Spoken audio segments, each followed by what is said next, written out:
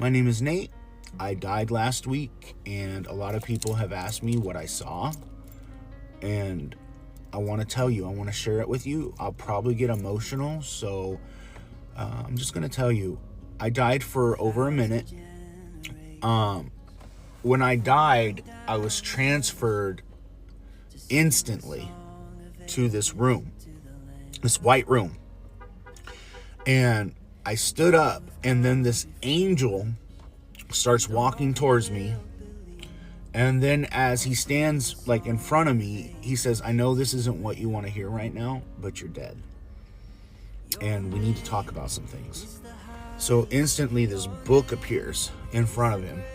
And he starts listing every single thing I've done in my life. Like every single minute. Things I said, things I've done. And then the angel says, you hypocrite. You've cursed his name. You've used his name in vain. You've broken every single commandment. You hypocrite. You were a pastor. You did all these things in my name. Yet you still fall so short. Then out of nowhere, God appears, and you can't see his face. He's so radiant, but he was like sitting down, and all this stuff was flashing before me, and God and the angel were looking at it, and I knew I was in deep trouble because God was calling me a hypocrite. I kind of was like, oh no, this is bad. And as I was getting ready to be judged, out in the distance, I hear, stop! And then everything freezes. And then you see this figure walking towards you. And there's like huge light on him. And it's a light that we can't even describe. The colors in heaven, they don't even have a name. It's colors that we've never seen. And I'm standing there and I hear stop.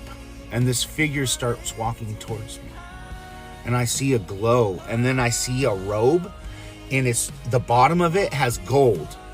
And he's walking towards me. And I start seeing the nail holes. And I'm like, oh, Jesus. And he says, stop. He's one of mine. And then God the Father and the angel looked at each other. And Jesus said, I'm all he has. I'm all he has. When he needed me most, I was the one he was crying out to. When he needed me, I was there. He has a very hard life of abuse and childhood trauma. But he said, I love him.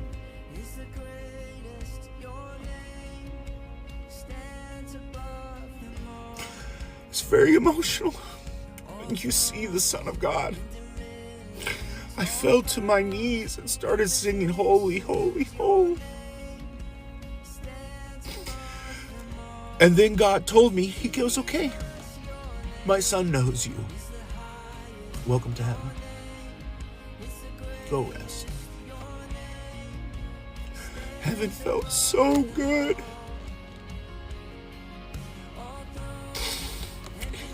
I don't know how to explain it. It just felt so peaceful and right. And as Jesus started speaking to me, his voice is so pure and so thunderous, but so warm and loving. I stood up and I said, I want to go with you, Jesus. I don't want to be here anymore.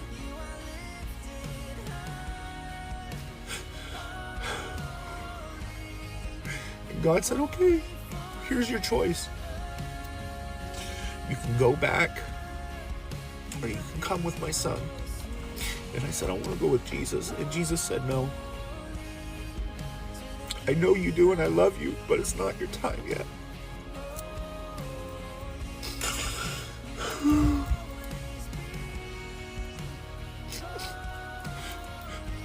And he said, no, I want to stay with you. I want to stay here. He said, you can't. I have a message for my people and I need you to give it to them. So I'm sharing my story. Heaven and hell are very real. And God is not playing around with sin. God told me this.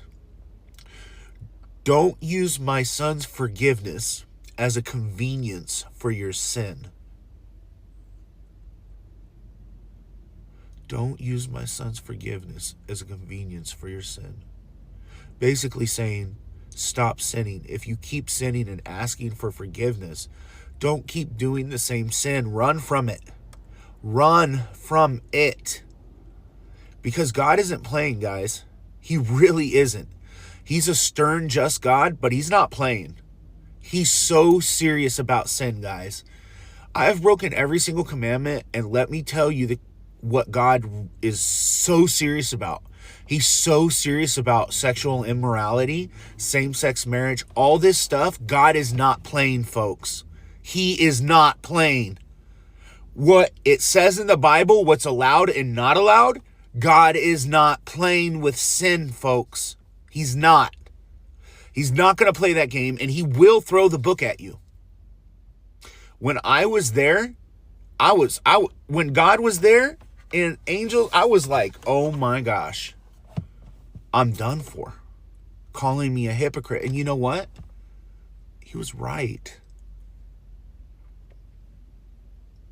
So I'm here to tell you today that Jesus' love and his forgiveness is free.